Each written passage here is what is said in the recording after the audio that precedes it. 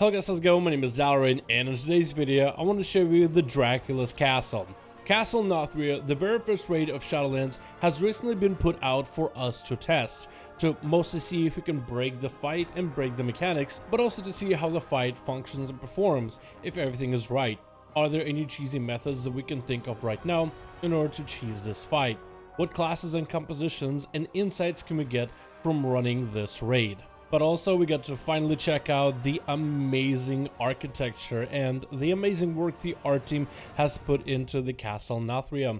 So I wanted to show you guys some of the clips that I have of some of the testing that I have been able to do with my guild and showcase some of the bosses that you will be able to face in this fight. Castle Nathria is still in the early beta. They haven't done any of the balance tuning, and there's a good chance that it could completely change some of these bosses, how they react, some of the mechanics, and maybe even move certain mechanics from heroic to normal or from normal to mythic. So this is still all subject to change. The actual fights themselves are placed in beautiful environments, and there's a whole bunch of videos of camera footage flying through some of the halls and chambers of this castle. I mean, Blizzard really went all out. If you were impressed with the zone of Revendreth alone, which has this vampire Transylvania thing going on, like literally the only thing it misses is werewolves, then you're going to love this Castlevania-esque Dracula-style castle that you will be able to raid in. There's going to be a lot of red, but also a little bit of silver or a little bit of grays in terms of the color scheme of things, and the mechanics are all also red. This is one thing for Blizzard to consider moving forward though, as a lot of the mechanics in this raid will have, let's say, a red environment, a red floor, a red background, but also abilities that are also red. There needs to be a very specific person to take a look at these mechanics to make sure it doesn't all blend together, as in a lot of fights, you know, a fight with a fire boss and there's fire everywhere, you really sometimes can't tell what's a mechanic and what is just a special spell effect. Outside of that, huge props to whoever put this together in the art department. Everything from the walls to the floors to the red anima that swirls kind of like blood in these vats, and all the environments, the metal bits, the spikes, the vessels for anima, all these items have a very specific style to them and a very specific design. It looks absolutely gorgeous. Some of the bosses we've been able to test, the first one is going to be the Hungering Destroyer. He is kind of like a blue giant in this hall of all red. We have no idea how he got here. I don't even know what lore purpose he has for being here. But a lot of his mechanics are going to have a very blue hue to them, while the rest of the castle is very much red. A lot of the fights in this castle do seem like personal responsibility, whether it is personal responsibility for tanks, healers, or DPS. The first boss with Hungering Devourer is a lot of personal responsibility, and there's not a lot that you can really do as a group. Couple of mechanics of the boss. First of all, he will target players and he'll make them unhealable, but the only way that they can heal is when they drain health from allies nearby. So you kind of just suck the life force out of your allies. So make sure to have a couple of people together stacked in order to make sure to share the available health.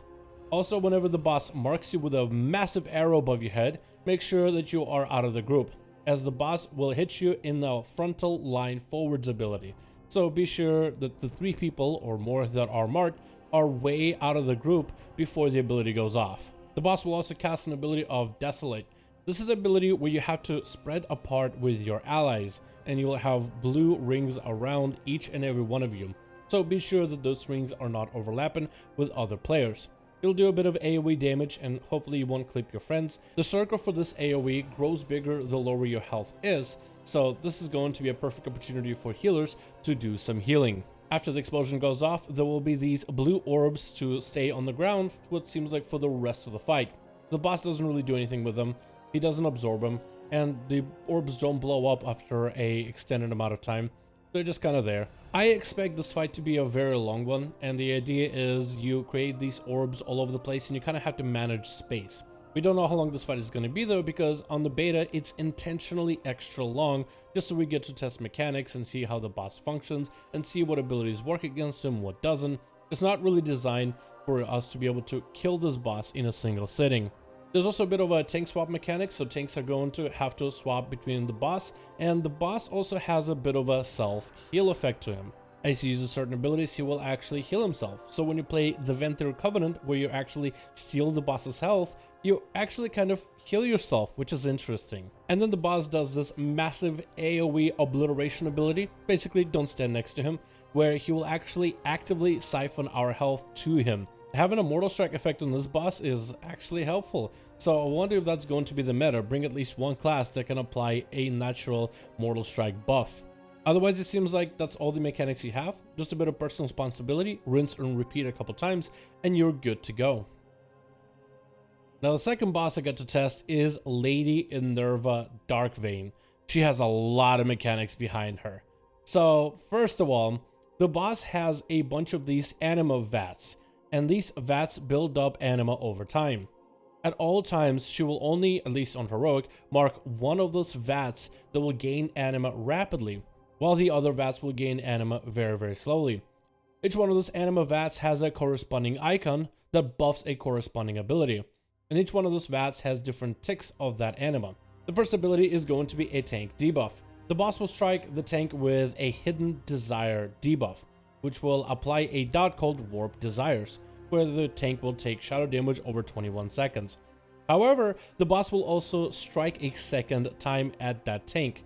What will happen is the tank will get a Rooted debuff, and then they have to face a Hidden Assassin. If the tank doesn't turn to face the Hidden Assassin, then he will take an extra application of this debuff, making tanking the boss a hell of a lot harder.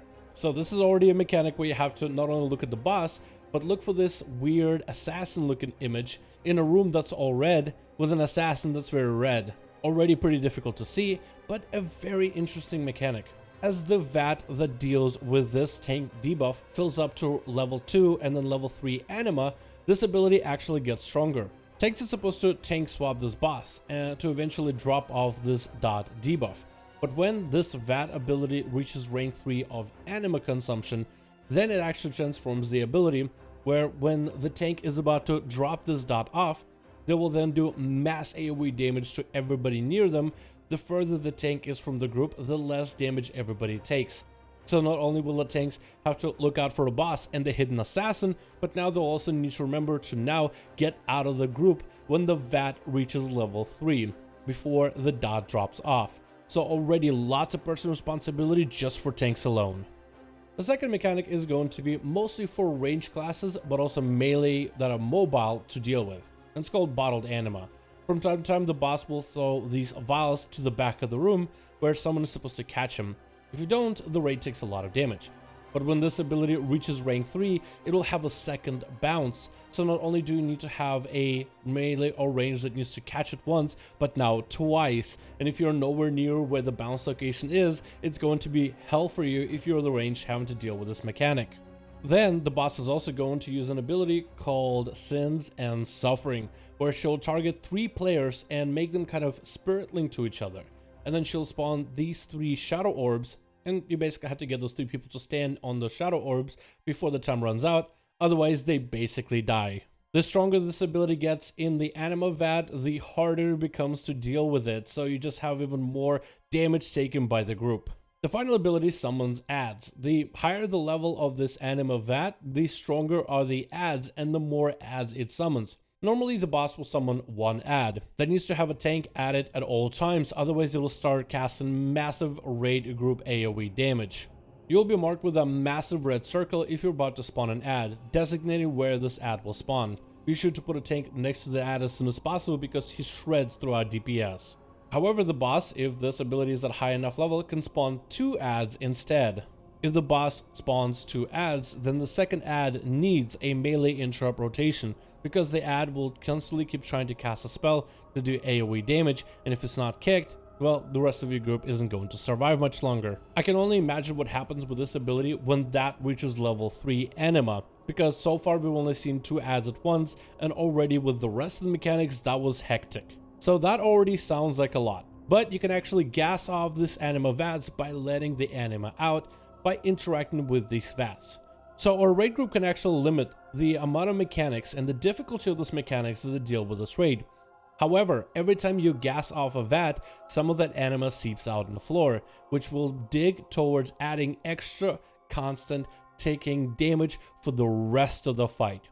Use the vat ability too often and now the raid is taking massive AoE constant ticking damage.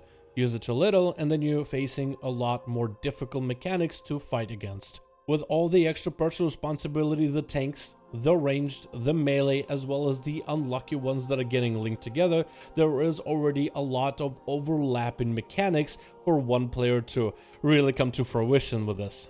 And this is just a taste of some of the bosses that are available with this raid so far.